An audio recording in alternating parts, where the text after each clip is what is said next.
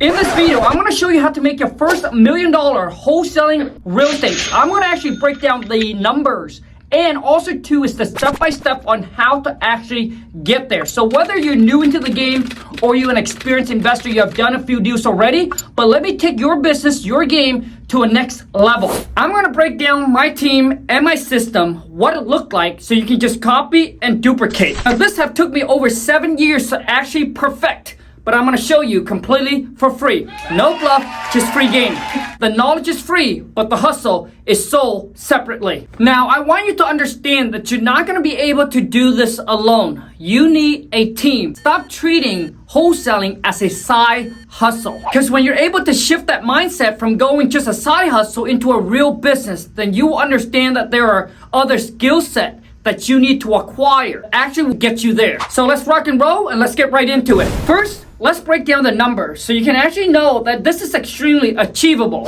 So $1 million a year, roughly, let's just say $100,000 a month, just so we can make an even number, just so it's easy for me to do the math. So it's 10 deals at 10K a pop, so you can do 10 wholesale deal at $10,000 a piece. That'll give you $100,000. Or you can just do 5 deals at $20,000 per deal. All right, and this is we're talking about per month. Or you can just do 2 deals at 50K a pop, depending on which market you're in, right? So this, right, if you're in a low end market, this is probably more achievable. If you're in a higher end market, this is probably the better way to go. It's just focus on getting 2 deals at 50K a pop.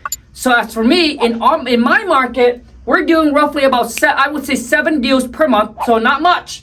But my average deal is between 20 to 25K a pop. Next, I want to talk about marketing costs. So as for us, we spend about 15 to 20,000 per month on marketing. As for us, right now we're doing a lot of SMS, which is text blast and cold calling.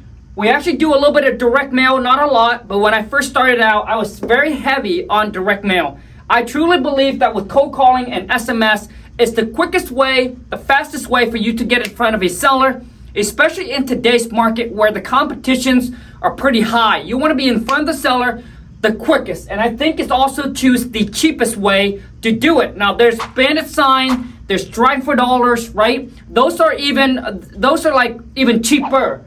But I also do some PPC, but roughly we spend about 15 to 20 a month in marketing. This also includes my systems and all of that as well, but it's not including me paying my VA. So now let me break down what my team actually looked like. So kind of the funnel to the 7-figure a year operation. So the first position is the lead manager. So they are my 3 cold caller. When I say cold caller, they also take incoming call and make outbound call. So the lead manager, their job is to filter and qualify the leads. As long as the sellers say that they want to sell their property, regardless of what the amount is, their job is set the appointment. That lead is going to be sent over to my purchase manager, and I got 2 of those.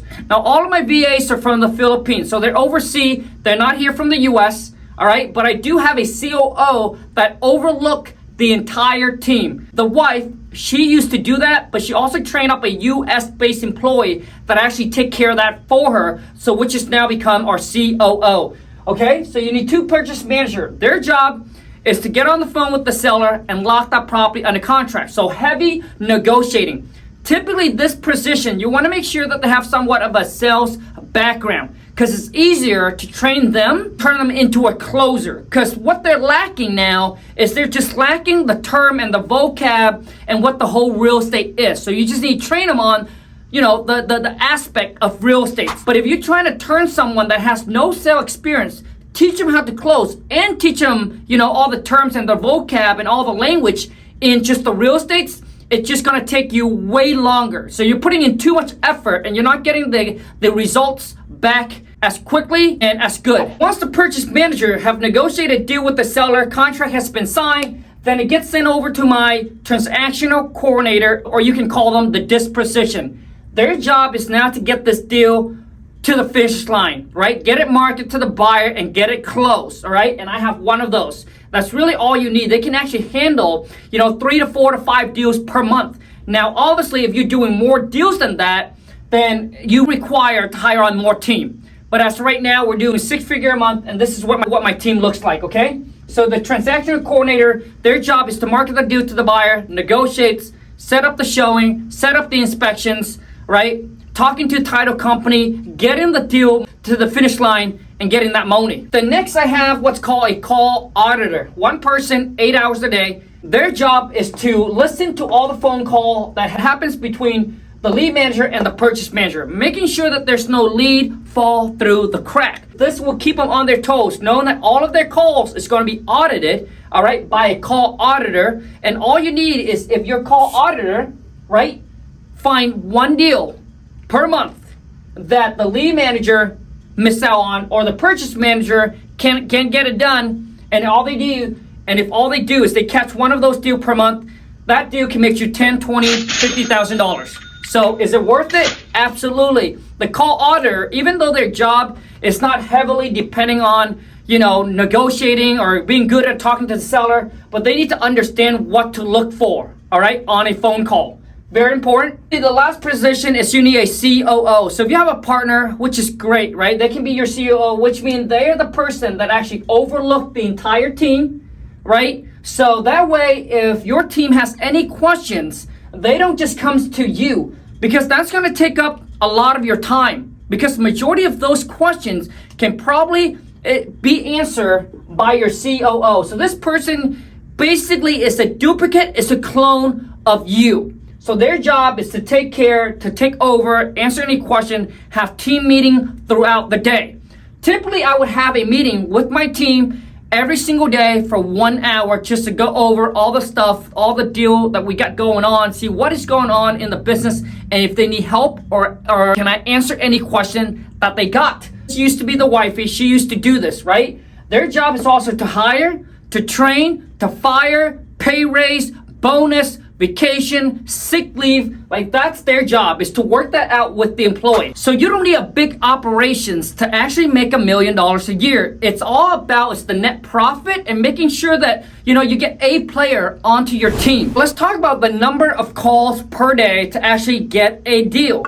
So each VA, they require to do at least 1,000 calls per day. Now, how can they do this? Is that we have what's called a dialer. So all you do is you take the list, you upload it onto the dialer, one push of a button, and that VA will just constantly on the phone. Because once they finish up talking with the seller, the phone will ring up to the next one and the next one. It just keeps on going, okay? So we expect them to make 1,000 calls per day. So you got 3 VA, 3 cold caller that's doing that. That's 3,000 calls per day that they're actually doing. On an average, we get about 3 to 5 appointments per day. Now, are these appointments, are they deals? Are they motivated seller? They're not. They're just qualified, which means the seller said, hey, I want to get an offer. Those are considered appointment leads, okay?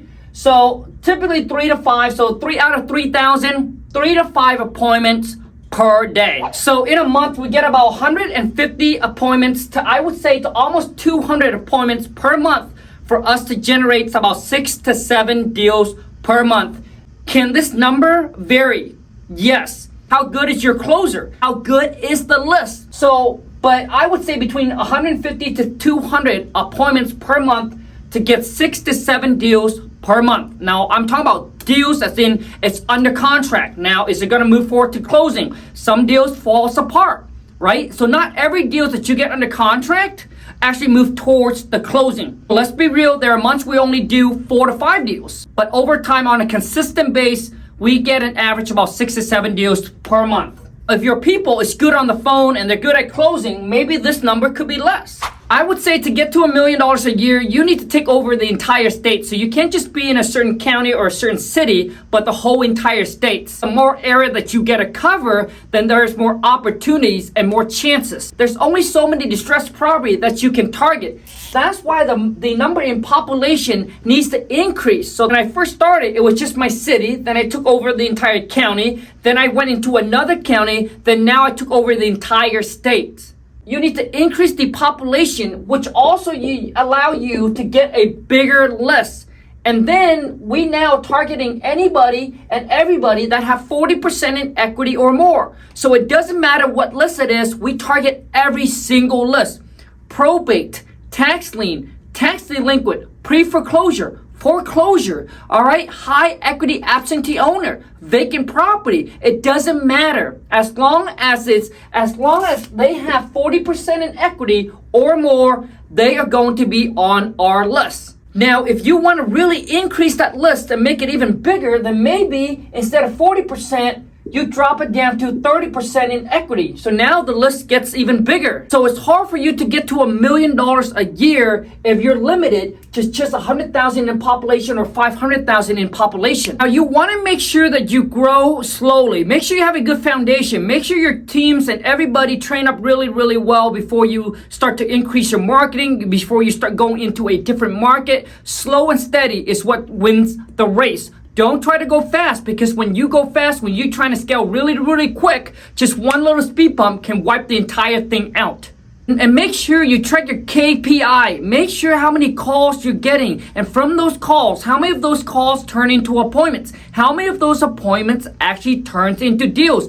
Once again, these are just my numbers, but your number can be a lot different. Now, if you need more help and more hands-on training, and you want to work with me and my team, and let us help you build, grow, scale, and automate your wholesaling operations, where you now can actually wholesale completely virtual. I've been doing this for the past 5 years, where we do this completely virtual. I don't meet the seller. I don't see the property. All my team are running from overseas, and things get done even if I was on vacation. So if you want to work with me and my team, go to kingkong.com, book a call with my team. Love to get on the phone with you and see how we can actually help you build, grow, scale, and automate your wholesaling operations and take you and your business to a whole nother level. Now, if you enjoyed this video and if it does add value to you, then please show your boy King Kong some love.